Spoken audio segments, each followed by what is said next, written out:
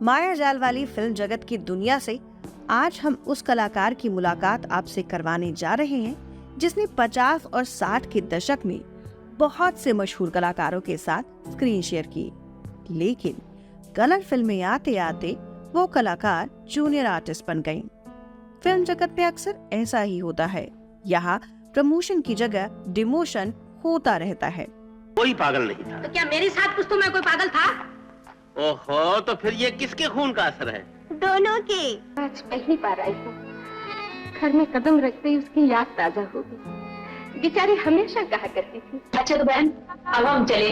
तुम्हारे डॉक्टर साहब भी आते ही होंगे। वो सीधे यहाँ थोड़ा ही आएंगे, वो तो 2 घंटे लेबोरेटरी में। हरी शिवदासानी, फिरोज खान और मुकरी जैसे कामयाब कलाकारों के साथ काम करने के बाद भी इस कलाकार पर जूनियर आर्टिस्ट बनने का समय आया। ये सच में परेशान करने वाली बात है।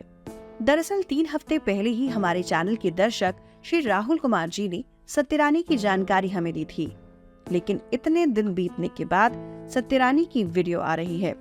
इसके पीछे का कारण ये था कि पुरानी फिल्मों के जानकारों ने हमें ये बताया कि सत्यरानी 30 के दशक की हीरोइन हुआ करती थी, पर इस बात पर हमें संदेह हुआ।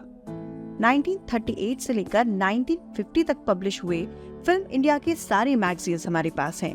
उस दौर में फेमस रहे सारे कलाकार और उनकी फिल्मों की जानकारी खोज निकालना हमारे लिए इससे आसान हो जाता है। कहीं से हमें ये जानकारी मिली कि 1939 में रिलीज हुई फिल्म बाजीगर में हीरोइन सत्यरानी थी। उसके बाद हमने साल 1939 में पब्लिश हुए मैगजीन्स देखे। उनमें बाजीगर फिल्म के बारे में बहुत कुछ लिखा था, लेकिन सत्यरानी के बारे में कोई जानकारी नहीं मिली। साथ ही ये बात भी कंफर्म हो गई कि उस फिल्म की हीरोइन इला देवी थी, जो सत्यरानी जैसी ही दिखती हैं। खैर, ये कहना जरूरी है कि सत्यरानी रंजीत मूवी टोन कंपनी से जुड़ी हुई थी। आसमान से ज्यादा सितारे तो रंजीत मूवी टोन के पास हैं। ये बात रंजीत मूवी टोन के लिए कही जाती थी, लेकिन कंपनी के पतन के बाद सैकड़ों कलाकार रास्ते पर आ गए। उनमें से एक सत्यरानी भी थी। सत्यरानी का जन्म 2 मई 1915 को राजस्थान में हुआ था। 1932 में शादी करके वो मुंबई आ गई और रोजी रोटी के लिए रंजीत मूवी टोन में काम करने लगी।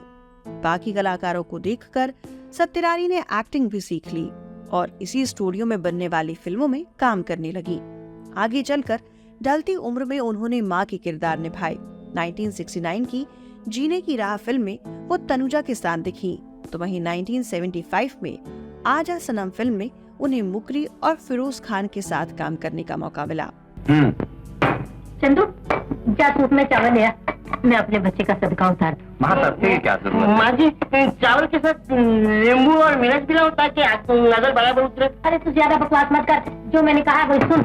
1971 में रिलीज हुई हलचल फिल्म में काम करने वाली 2 जूनियर आर्टिस्ट चुटिका देवी और नंदनी पर हमने पहले भी वीडियो बनाई थी।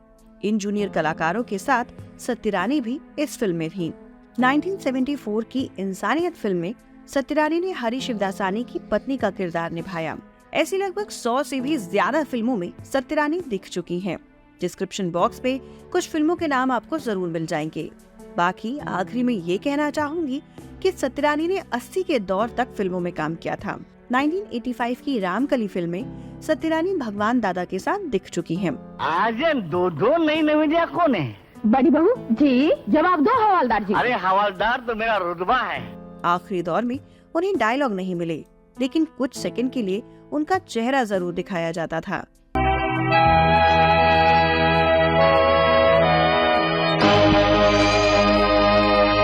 बाकी जूनियर कलाकारों की तरह सत्यरानी की पहचान भी खो गई। 5 मई 2001 को सत्यरानी का देहांत हुआ, पर हमें विश्वास है कि इस वीडियो को देखने के बाद आप उन्हें बाकी फिल्मों में भी नोटिस करने लगेंगे और यही उनके लिए श्रद्धांजलि रहेगी।